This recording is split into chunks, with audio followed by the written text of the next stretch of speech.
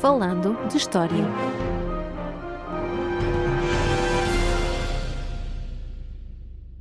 Olá a todos e bem-vindos ao episódio 48 do podcast Falando de História. E este é, aliás, um episódio especial, pois temos uma convidada aqui connosco, Ana Luísa Miranda, que nos vai falar sobre a presença islâmica em Portugal no período medieval. E é de resto a pessoa indicada para nos falar sobre este assunto, não é assim, Roger? Sim, exatamente. A Ana Luísa é doutorada em História pela Faculdade de Letras da Universidade de Lisboa, com uma tese intitulada O Lemas do Garb al-Andalus no século V-XI, análise a partir da prosopografia de los ulemas de al-Andalus, portanto, eu devo estar a dizer isto tudo mal, mas os nossos ouvintes são muito clementes quanto às nossas capacidades de dizer outras línguas. E como sabemos, a Ana Luísa é investigadora do Centro de História da Universidade de Lisboa e do Centro de Arqueologia, também da mesma instituição. E mais importante do que isso, é, claro, a autora de um dos capítulos do nosso livro Atualizar a História, onde escreveu o capítulo Uma Matriz Medieval Islâmica na Fundação do Reino, ponto de interrogação. E, portanto, é com todo o gosto que temos aqui connosco. Ana Luísa, muito obrigado por teres aceito o nosso convite para vires ao Falando de História. Essa, muito obrigado eu pelo vosso convite. Aproveito a oportunidade desde já também para vos felicitar por este podcast e pelo vosso trabalho de divulgação em história no geral. E já agora, quanto à questão do século V, eu no título especifiquei século V da Égira e século XI da Era Cristã. Isto uma vez que a base de dados que estava a utilizar data essencialmente com as datas dos meus ulemas, dos sábios do Al-Andalus, com as suas datas de óbito de acordo com o calendário da Égira. E pronto, está feita a explicação. E para começar, como é que se deu então esta entrada do Islão no território que mais tarde viria a ser Portugal? A entrada do Islão na Península Ibérica dá-se em 711, na sequência, por um lado, de uma dinâmica de expansão do Islão para o Ocidente e, por outro lado, de condições internas da Península Ibérica que propiciaram a alteração política. Desde o final do século VIII, havia operações militares lançadas de forma sistemática a partir de Kairouan, na atual Tunísia, que permitiram submeter, ao fim de décadas de resistência, a população magrebina, ou seja, a população berbere, bem como integrá-la nos seus exércitos e na sua moldura social e política. Por seu turno, a Península Ibérica, então sob o poder dos visigodos, atravessava uma grave crise económica, uma crise social e uma crise política. Uma crise agrícola motivada por anos de seca e de pragas, que por sua vez resultou numa crise demográfica e numa maior pressão fiscal sobre as populações. Acresce ainda a disputa pelo poder após a morte do rei Witiza. O sucessor que Witiza tinha nomeado de nome Ágila é derrotado por Rodrigo. Portanto, o rei Rodrigo irá governar numa conjuntura já por si difícil, à qual acresce a hostilidade de parte dos partidários de Ágila. Além disso, as fontes indicam que terão existido conversações entre o governador de Ceuta, o conde Julião, portanto Ceuta estava sob poder visigótico, e Musa bin Nusayr, o governador da Ifriquia, portanto da província do norte da África, que conduzia as operações de conquista no sentido de avançar para a Península Ibérica e derrotar o reino visigodo. E porquê? Perguntam vocês. Porque o rei Rodrigo teria violado a sua filha Florinda e o conde Julião pretendia vingança. Independentemente de ter havido ou não violação, recorde-se que outros episódios histórico-literários, digamos, apontam para a desonra de uma mulher como causa para o início de uma guerra, veja-se o rapto de Helena de Troia. Claro. É plausível que Julião fosse simplesmente da facção oposta à de Rodrigo e pretendesse a sua deposição. Voltando à entrada do Islão na Península, portanto, ela dá-se, como eu disse, em 711, após algumas incursões sem consequência, talvez destinadas apenas a reconhecer o terreno. A expedição de 711 foi liderada por Tariq Ben Ziyad, um subordinado de Musa bin Nusayr, aparentemente de origem berber. Tariq desembarcou nas imediações do monte hoje conhecido por Gibraltar, nome que resulta do árabe Jabal at-Tariq, ou seja, o Monte de Tariq. As tropas derrotaram os visigodos na Batalha de Guadalete, onde o rei Rodrigo desapareceu para nunca mais ser visto, e avançaram pelo centro da Península Ibérica em direção a Toledo, que era, à altura, a capital dos visigodos. No ano seguinte, será a vez de Musa bin Nusayr chegar à Península Ibérica e se lançar na consolidação do poder nas cidades previamente tomadas por Tariq, tal como Sevilha, Córdoba ou Toledo. Convém também recordar que o nome Al-Andalus, que é dado à Península Ibérica, em especial ao território peninsular sob administração islâmica, deve-se ao impacto que os vândalos tiveram no norte da África. Os vândalos foram um povo germânico que no século anterior passou pela Península Ibérica e se fixou no Magrebe, onde o seu poder durou sensivelmente 100 anos. Na ótica de quem se encontra no Magrebe, a Península Ibérica era a origem desse povo, dos vândalos. Daí que a considerasse também a terra dos vândalos, apesar de aqui na Península não terem deixado grandes vestígios da sua passagem. Uma figura determinante na chegada do Islão ao território que é hoje Portugal é Abdalaziz bin Musa, portanto o filho de Musa bin Nusayr. Abdalaziz chega ao Al-Andalus em 713, à frente de um exército, e ocupa-se primeiro da conquista da zona levantina da Península Ibérica, tendo tomado Orihuela, na zona de Múrcia, por via de um tratado celebrado com o conde local, o conde Teodomiro. Segundo as fontes que incidem sobre esta época, Teodomiro terá usado um ardil para conseguir negociar com Abdalaziz bin Musa. Consta que, ao ver-se cercado pelas tropas islâmicas, que eram em número muito superior às suas, ordenou às mulheres que soltassem os cabelos, vestissem roupas de homem, empunhassem armas e se colocassem bem visíveis no alto das muralhas. Portanto, a finalidade era fazer crer que eram em número bastante maior. E foi assim que Teodomiro conseguiu negociar com Abdalaziz a rendição. Portanto, trata-se de uma descrição com semelhanças com outras ocorridas noutros pontos do mundo islâmico e, como tal, pode resultar de alguma criatividade dos cronistas, mas o certo é que Teodomiro conseguiu o tratado. E este acordo permitia aos cristãos manterem a sua religião, a sua liberdade e a sua propriedade em troca do pagamento de impostos específicos. Este estatuto jurídico, designado de Dima, era atribuído quer aos cristãos, quer aos judeus que acatassem o novo poder. Há, portanto, que distinguir duas modalidades de conquista: a conquista por tratado, como foi este caso, e a conquista pela força. Enquanto a primeira garantia alguns direitos aos conquistados, a segunda podia desembocar em situações de confisco de bens, de escravidão ou mesmo de morte. E isto é importante porquê? Porque a conquista de grande parte do território que corresponde hoje a Portugal terá ocorrido de ambas as formas. Portugal ocupa parte do que era o Garbe, a zona mais ocidental do Al-Andalus, situada a ocidente de Sevilha e a sul do Rio Douro. O atual Algarve, por esse motivo, deriva de Algarve, a zona mais ocidental do Al-Andalus. No Garbe, Lisboa e Coimbra e a zona costeira em geral foram tomadas por Abdalaziz e terão mantido a autonomia, sob um acordo semelhante ao celebrado com o conde Teodomiro. Já em Beja, por exemplo, a situação terá sido mais complexa, dado que aí se refugiaram habitantes fugidos de Sevilha, que foi tomada pela força. É, portanto, de realçar que Abdalaziz adotou uma postura contemporizadora com a população ibérica, ao ponto de casar com a viúva do rei Rodrigo, Egilona. Contudo, essa abordagem foi criticada por alguns dos seus pares, ao ponto de o acusarem de, por influência da mulher, portanto, sempre as mulheres, se ter convertido ao cristianismo e de, em segredo, ter sido coroado rei. E isto foi uma acusação que levou ao seu assassinato. De uma forma geral, os primeiros anos de presença islâmica no território atualmente português fez-se sem grandes alterações naquilo que seria o modo de vida das populações. Lembremos-nos que a Península Ibérica se encontrava em crise e que a governação de Rodrigo não era de todo consensual, além de que os visigodos eram uma elite, ao passo que o grosso da população era de origem hispano-romana.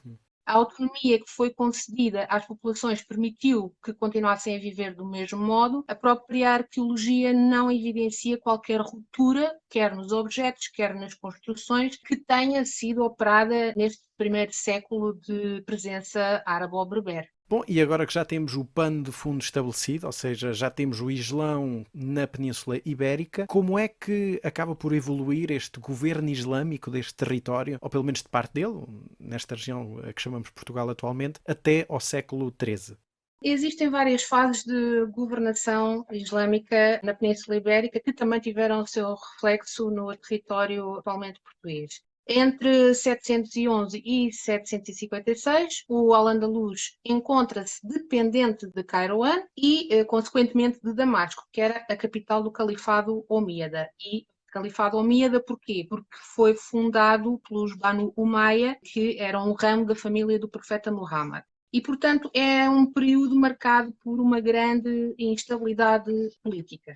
Em Córdoba, a capital do Al-Andalus, sucedem-se, por exemplo, mais de 30 governadores neste curto espaço de tempo. A curta permanência no cargo deve-se a vários fatores. Trata-se de uma época de conquista em que o exército árabe, por um lado, procura avançar o mais possível para norte, bem como consolidar os territórios já sob o seu domínio. Claro. Por outro lado, muitos destes governadores têm uma função militar associada, pelo que alguns caem mesmo em combate. Outros são assassinados na sequência de intrigas palacianas, como no caso de Abdalaziz ibn Musa, que supostamente era muito influenciado pela sua mulher cristã, A tal, sim. a Gilona, exato. Outros são destituídos dessa posição, tanto por desconfiança política por parte do califa, que está em Damasco, como por uma questão também de rotatividade de cargos. A isto soma também grande instabilidade social, resultante de tensões entre muçulmanos árabes e não árabes. Aqui é importante fazer uma distinção entre os árabes, portanto, os provenientes da Península Arábica, da família do profeta, e, neste contexto, os muçulmanos, diria,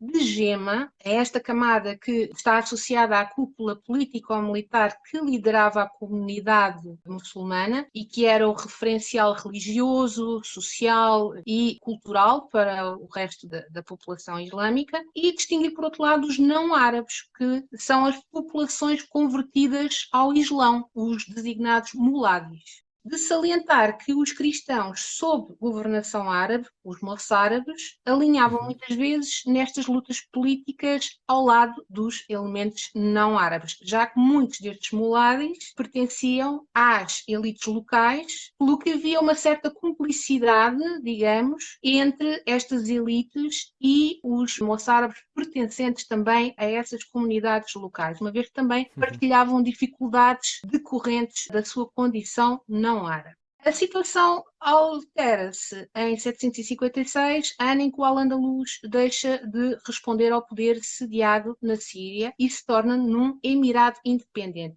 Porquê? Porque em 750 dá-se uma mudança de dinastia ao Oriente. Os Banu Umayya, o ramo da família do profeta Muhammad, que liderava o califado, são afastados por outro ramo da família do profeta, os Banu Abbas, que tomam o poder e aniquilam todo e qualquer descendente omíada. É, portanto, neste contexto de perseguição que o jovem Abd ar-Rahman ibn Muawiyah, portanto, um elemento da família omíada, chega ao Al-Andalus. Ele reúne apoios junto de tribos que são clientes da sua família, ou seja, que têm laços de dependência e de lealdade para com eles, ou junto de outras tribos que pretendiam beneficiar com uma mudança de liderança no Al-Andalus. No entanto, o governador residente, Yusuf al-Fihri, não acata a nova liderança e desencadeia-se uma guerra civil. O processo de afirmação de Abd ar-Rahman é, portanto, caracterizado por tensões tanto com as chefias existentes, que não pretendiam abandonar o seu posto, mas também com outras que reconheciam a legitimidade da dinastia abássida ao Oriente, como é o caso de Ibn Mughith em Beja, que em 763 lideram uma revolta contra o emir omíade do Al-Andalus, erguendo a bandeira negra dos abássidas.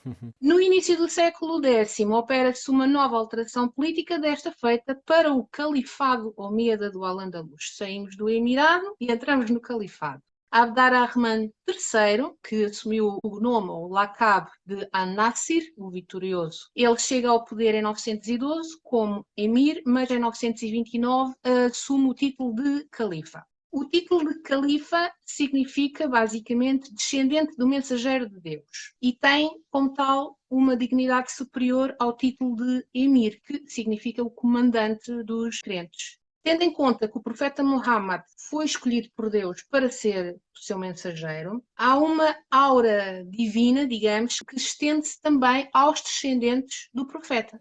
O califa tem, portanto, legitimidade para liderar a comunidade dos muçulmanos, não só temporalmente, como faz o emir, mas também no sentido espiritual. E quais são as motivações, perguntam vocês, presumo eu, as motivações que levam Abd ar-Rahman III a dar este passo? Isto porque, no início do século, Abd ar-Rahman III, consegue debelar um conjunto de sublevações internas, lideradas sobretudo por muladis, que desde o século anterior, desde o século IX, contestavam a autoridade omíada. E também porque nesse período afirma-se no Magreb o califado fatimida, liderado por descendentes de Fátima, filha do profeta. Por outro lado, porque o califado abássida, estabelecido em Bagdade, era entendido na ótica omíada como ilegítimo, como é, aliás, compreensível.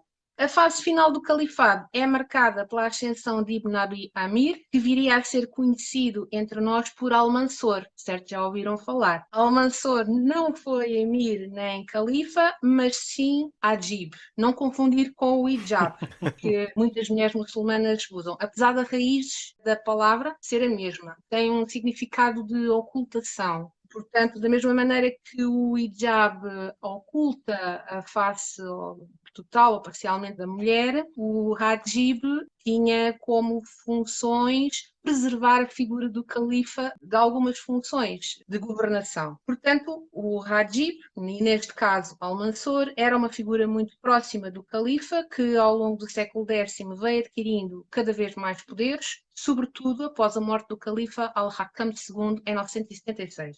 O seu filho, Hisham II, tinha apenas 12 ou 13 anos quando sobe ao poder, pelo que o papel de Al-Mansur na corte sai reforçado, pois passa a dirigir todos os aspectos da governação, enquanto Hisham permanece apenas como uma figura simbólica. A situação altera-se quando, no lugar de Hajib, se sucede o filho mais novo de Al-Mansur, Abd ar-Rahman Sanchuelo. Ele é Sanchuelo porque a sua mãe era filha do rei de Navarra, Sancho Abarca. E, portanto, Sanchuelo vai convencer Hisham II a nomeá-lo sucessor. E é este passo irá operar uma ruptura com todos os códigos que eram aceitos pela sociedade, códigos referentes à governação, na medida em que um elemento que não pertence à família do profeta está a auto-intitular-se califa. Isto não era admissível e vai gerar uma grande comoção na sociedade e abre-se um período de cerca de 30 anos de guerra civil designado de fitna, em que diversos setores da população, setores árabes, berberes ou Saqaliba diz respeito aos escravos ou libertos de origem cristã do norte, estava eu a dizer em que diferentes setores da população procuram colocar no lugar do califa diferentes elementos da família omíada, de modo a legitimar as suas pretensões ao poder. Esta guerra tem como palco essencialmente Córdoba, onde estava o assento do poder. Ao longo deste período, de 1009 até 1031, dá-se uma fuga de intelectuais, de oficiais, de funcionários da administração de Córdoba para as periferias do Al-Andalus. E dada a confusão que agraçava em Córdoba, começam-se a consolidar poderes locais nessas periferias. Quando em 1031, por falta de acordo entre as diferentes fações acerca de quem deveria ser o novo califa, é cessada a invocação califal, as elites cordovesas optam por deixar o lugar de califa vacante e os poderes locais vão assumir-se como reinos independentes, os chamados reinos de taifas, e vão surgir à volta de 30 reinos nestas circunstâncias. Ou seja, acaba por dar numa desagregação desse poder unificado que acaba então por dar origem nesta multitude de pequenos reinos. Exatamente, portanto, antes de 1031 eles já existiam de facto, porque não havia um poder consolidado suficientemente forte em Córdoba para suster a autoridade, mas a partir do momento em que decidem não colocar ninguém no lugar de califa, porque não conseguiam chegar a acordo, não havia unanimidade, esses reinos ficam automaticamente legitimados. E para o território atualmente português, distingue-se a Taifa de Badajoz, parte da Taifa de Badajoz avançava em território atualmente nacional, Badajoz independentiza-se através de um liberto de Almansor, de nome Sabur al-Amiri, e depois é liderada por uma família berber, os Banu al-Aftas. A taifa de Silves, liderada pelos Banu Muzain, a taifa de Santa Maria Algarve, ou de Faro, mas Santa Maria Algarve era a designação nesta época. Aliás, Faro, pensa-se que o nome vem dos Banu Harun, que seria a família que teve a seu cargo este processo de independentização. E também por breves anos a taifa de Mértola, governada por Ibn Tayfur. Sendo que as taifas de Silves, Santa Maria Algarve e Mértola são absorvidas pelo reino taifa de Sevilha em meados da década de 50 do século XI. Não obstante o desenvolvimento económico e cultural registado em época de taifas, a pressão cristã fazia-se sentir cada vez mais a norte, sobretudo na segunda metade do século XI, com uma série de conquistas na linha do Douro e chegando até Coimbra. Os reis cristãos exigem aos reis de taifas o pagamento de párias, ou seja, pagamentos exigidos para não fazerem incursões militares em território muçulmano, e indiretamente era a população andaluza que pagava, literalmente, através dos impostos. Esta situação gera, por sua vez, descontentamento social que vai ser capitalizado pelos almorávides. E quem são estes almorávides? Almorávidas é uma palavra que vem de almorábitun, que significa aquele que vive num ribate. Um ribate é uma estrutura isolada destinada ao treino militar, à defesa, ao qual também se alia uma vertente religiosa de recolhimento e de doutrinação. Por exemplo, em Portugal temos os vestígios do ribate da Arrifana, na zona de Algesur. Os almorávidas são uma confederação de tribos berberes, Sinhadja, que emerge em meados do século XI no território entre os rios Níger e Senegal. O principal teorizador desta confederação é Ibn Yassin, que em 1048 lança uma reforma religiosa, ancorada numa visão muito ortodoxa do Islão, à qual aderem outros líderes tribais. Esta reforma permite a estas diferentes tribos unirem-se em torno de um projeto político comum que passa pelo controle das pastagens e pelo controle das rotas do ouro do Ghana, e também por uma política expansionista que vai seguindo para norte com a anexação de territórios. Entretanto, no Al-Andalus, em 1085, Afonso VI toma Toledo, o que causa uma grande apreensão entre os reis de taifas. É então que o rei Al-Mutamid de Sevilha, o rei Abdallah ibn Buluguin de Granada e o rei Al-Mutawakkil de Badajoz pedem auxílio a Yusuf bin Tashfin, à altura o emir dos Almorávidas. E é aqui que os Almorávidas vão entrar na história do Al-Andalus. Em 1086, uma coligação que reunia os reis de taifas e as tropas almorávidas inflige uma pesada derrota aos cristãos na Batalha de Sagrajas, ou de Zalaca, consoante preferir, e o emir almorávida apercebe-se das divisões entre os reis de taifas e opta por conquistar o Al-Andalus. Por esse motivo, em 1090, os almorávidas atravessam o Estreito de Gibraltar, mas agora não para ajudar os reis de taifas, mas para conquistar o Al-Andalus, dando início ao período de governação almorávida. Começam por conquistar Sevilha e Granada e condenam os seus soberanos ao exílio no norte da África. Portanto, o atual Algarve e o atual Baixo Alentejo, que estavam sob o poder da taifa de Sevilha, caem automaticamente sob as mãos dos almorávidas. Quanto à taifa de Badajoz, Al-Mutawakkil, para fugir ao mesmo destino dos reis de Sevilha e de Granada, vai ceder Lisboa, Santarém e Sintra a Afonso VI em troca de proteção face aos almorávidas. Isto vai-lhe sair muito caro. Em consequência deste trato com os cristãos, os almorávidas, depois de tomarem Badajoz, executam Al-Mutawakkil. A partir daí, cumpre-se a tomada do restante território atualmente português, sul do Mondego, que portanto, é onde se situava mais ou menos o espaço de fronteira com o mundo cristão, nesta altura. Em poucos anos dá-se a unificação do Al-Andalus sob um único poder, o Almorávida, que já tinha, portanto, tomado Sevilha, que era a cidade mais desenvolvida no final do século XI, no Al-Andalus, toma Sevilha como a capital andaluza, mas sempre em obediência a Marrakech, que era a capital do Império Almorávida. designa-se a este período, bem como ao Almohade posterior, o período das dinastias berberes, porque foi um período em que, de facto, o Al-Andalus esteve subordinado a uma autoridade exógena. Paralelamente a tudo isto, no norte da África começa a surgir contestação aos almorávidas sob a forma de um novo movimento, desta vez centrado nas tribos Masmuda. Falamos do movimento Almohada, liderado por Ibn Tumart, que se desenvolve perto, quase nas barbas, direi, da capital almorávida, Marrakech. Mas, em vez de nas planícies, como tinha acontecido com os almorávidas, vai ser nas montanhas do Alto Atlas, portanto, seu ponto de partida.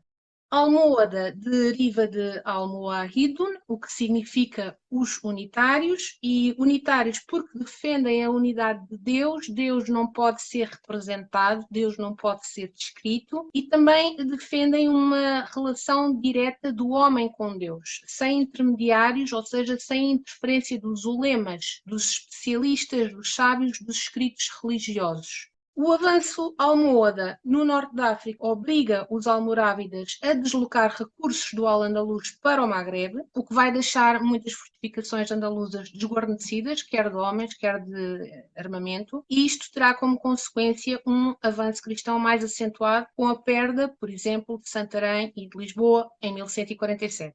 Com a presença almorávida debilitada no Al-Andalus, emergem poderes locais, à semelhança do que tinha acontecido na fase final do Califado. É o caso de Ibn Cassi de Silves, que se assume como um líder religioso da comunidade, um imã, e, com os seus aliados, ataca Sevilha e mantém no sudoeste andaluz a contestação aos almorávidas. No entanto, as divisões no interior do seu movimento vão levar a que Ibn Cassi peça ajuda ao califa almohada Abd al-Mumin.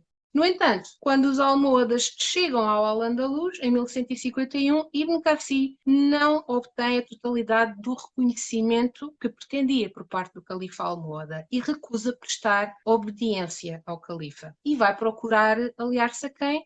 A Dom Afonso Henriques. E isto, obviamente, também irá ter um mau resultado, pois a população de Silves irá linchá-lo, porque não encara positivamente esta tentativa de aliança. No entanto, um dos antigos aliados de Ibn Cassi, Ibn Wazir, consegue não só manter os domínios que já possuía, como até atingir uma posição de destaque na corte almohada. Portanto, por aqui vê-se as lealdades porosas que se afirmavam, que se construíam e desconstruíam no Al-Andalus. O poder almohada vai se afirmar no Al-Andalus a partir desta data, 1151, e governa até que a Batalha de Navas de Tolosa, em 1212, que opôs os almohadas a uma coligação de reinos cristãos, desfere um importante golpe, começando a desagregação do poder almohada a partir daí. À semelhança do que acontecera com os almorávidas, também os almohadas veem o seu poder no Al-Andalus enfraquecer e emergirem senhores locais à frente de territórios independentes.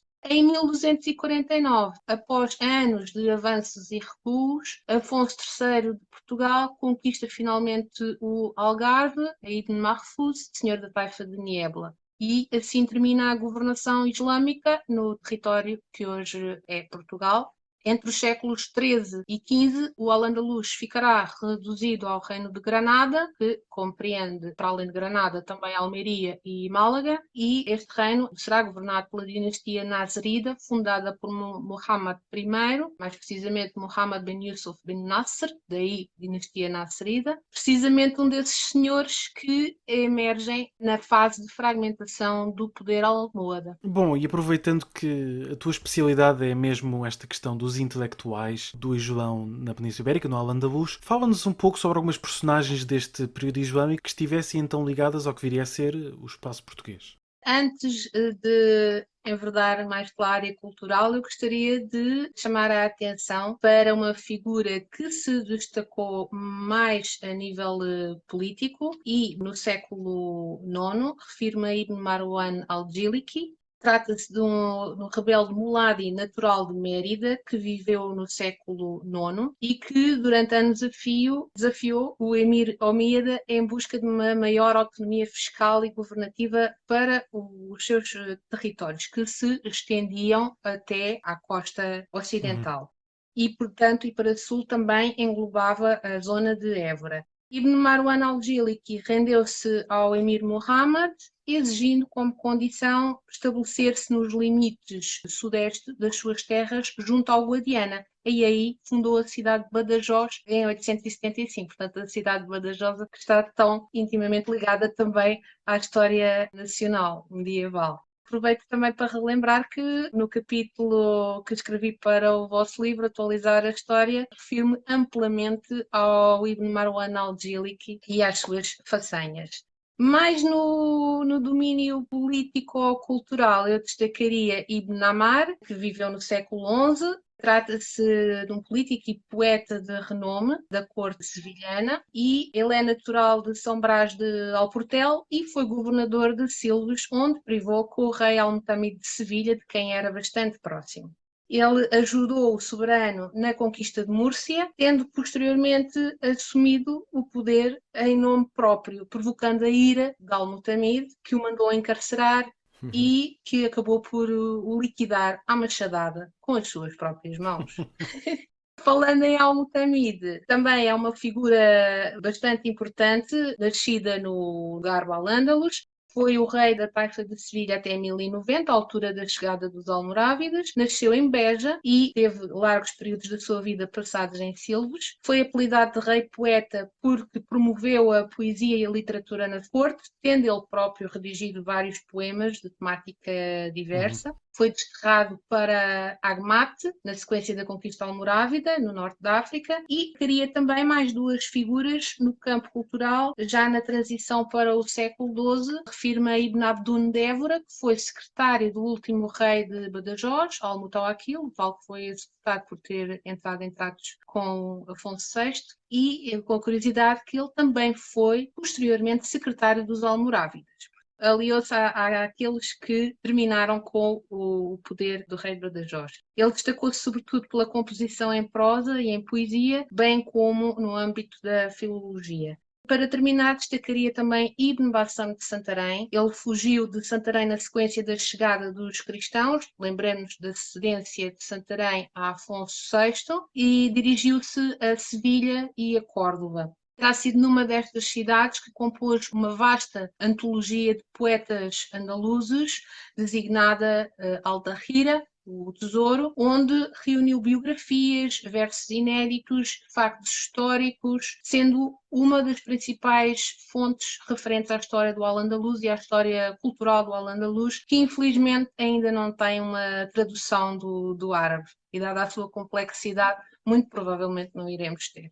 Já tivemos um périplo aqui sobre esta presença islâmica. Claro que é um episódio sempre curto para a dimensão e impacto que isto acabou por ter, não só em Portugal como no resto da península. E a última pergunta diz respeito sobretudo a como é que estas comunidades islâmicas acabaram por viver sob domínio cristão até aos finais da Idade Média. O que é que nos podes dizer sobre isso? Integradas, discriminadas, postas de lado, o que é que sabemos sobre isso? Seria um pouco de ambas as coisas. No que respeita ao território atualmente português, as primeiras regulamentações que enquadram juridicamente as comunidades muçulmanas são de 1170, foram emitidas por Dom Afonso Henriques e são destinadas aos muçulmanos de Lisboa, Almada, Palmela e Alcácer do Sal. Este documento em especial incide sobre os mouros forros, ou seja, os muçulmanos livres, e não aqueles que tinham sido escravizados com a conquista cristã. Este documento garantia a proteção régia e a autonomia da comunidade no tratamento dos seus próprios assuntos, sendo que tinha um alcaide que ficava responsável por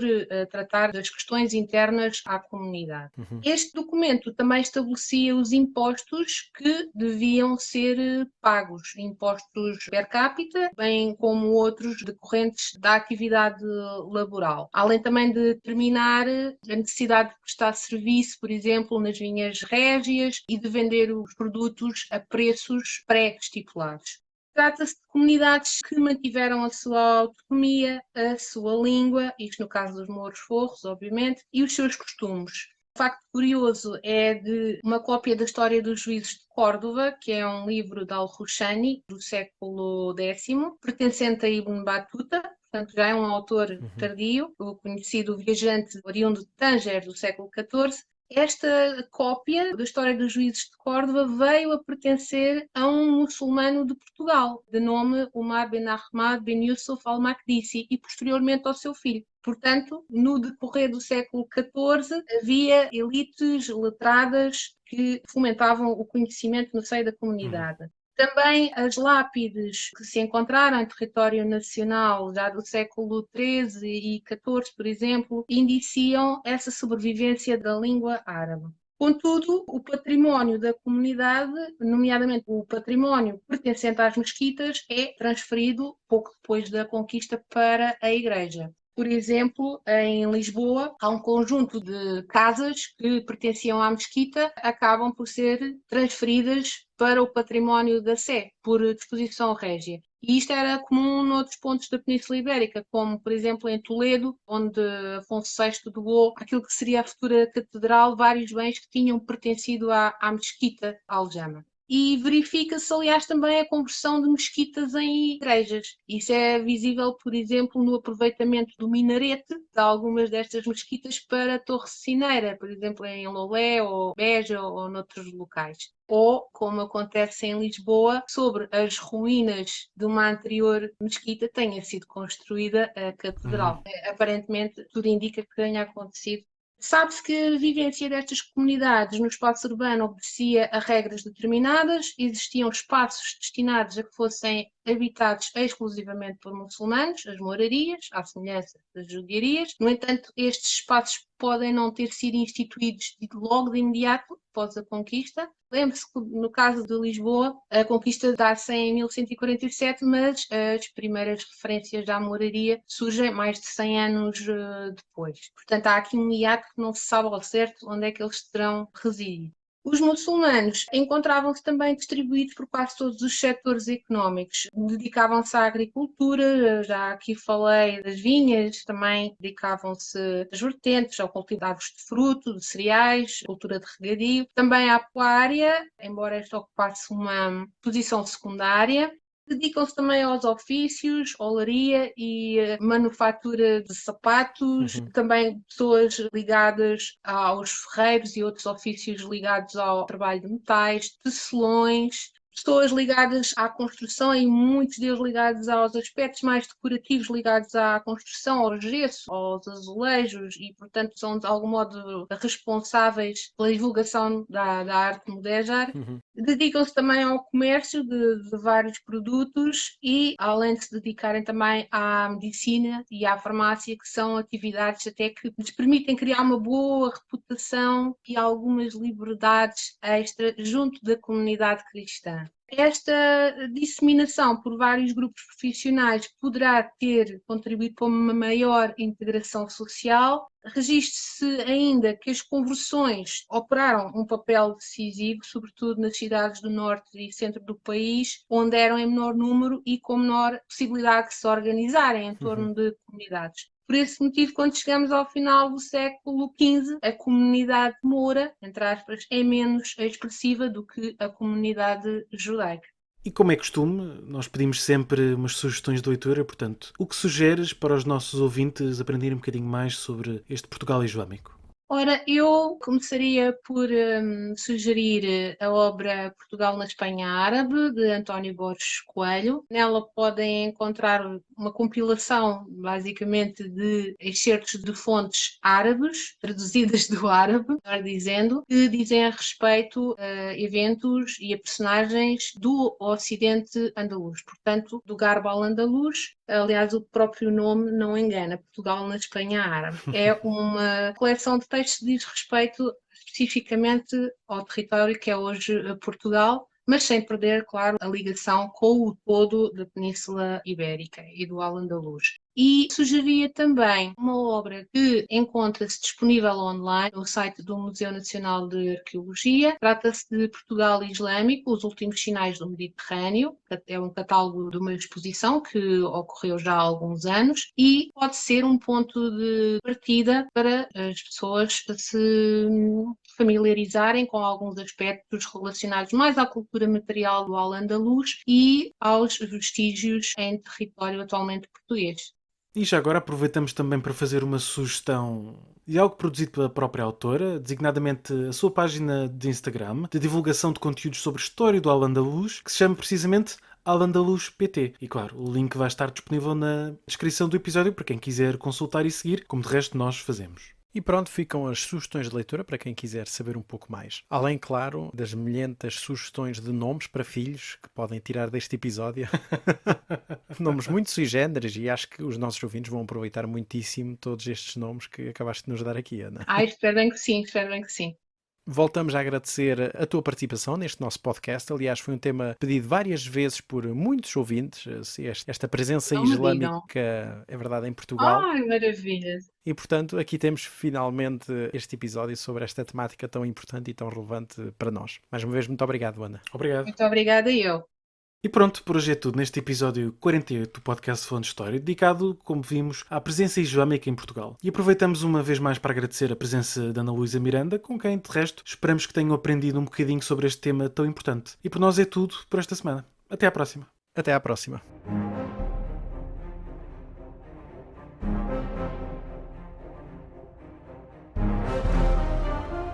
Falando de História.